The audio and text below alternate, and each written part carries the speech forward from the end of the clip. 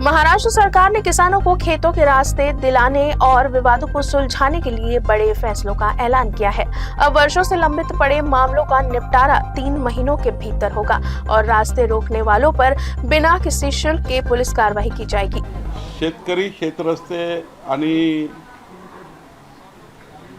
वहिवाटीचे रस्ते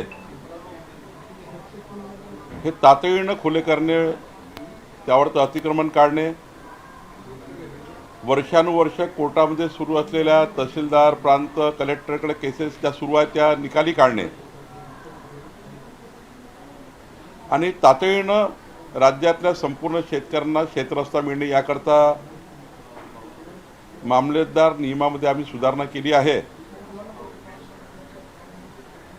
नोटीस थेट ईमेलने देणे, नोटीस व्हॉट्सअपवर पाठवणे आणि तातडीनं सुनावण्या घेऊन किमान 3 महिन्याच्या आतमध्ये या केसेस निकाली निघाल्या पाहिजे।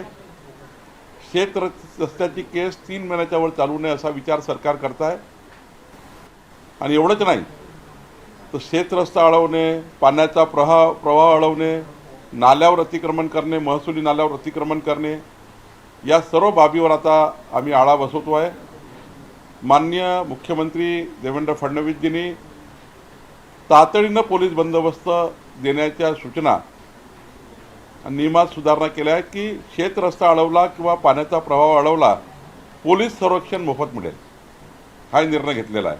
आणि त्यामुळे एक मोठा जो आमचा राज्यातल्या शेतकऱ्यांचा शेतरस्त्यांचा वहिवाटीच्या रस्त्यांचा जो मूळ प्रश्न आज राज्यामध्ये आहे तो आम्ही पुढच्या 5 वर्षामध्ये या राज्याला संपूर्ण शेतकऱ्याला शेतरस्ते मिळावे ही भावना यामागची आहे।